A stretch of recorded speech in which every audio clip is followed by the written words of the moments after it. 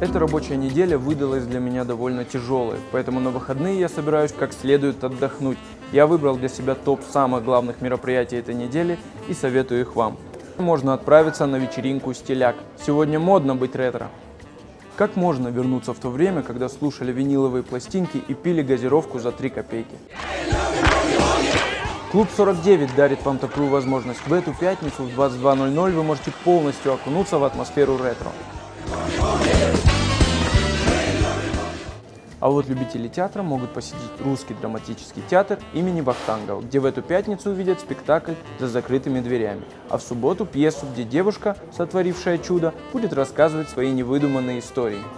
У нас есть хорошие новости и для любителей мини-футбола. 21 апреля стартует чемпионат среди любительских команд, посвященный 230-летию нашего с вами любимого Владикавказа. К участию в соревнованиях по мини-футболу приглашаются участники в возрасте от 35 лет и старше.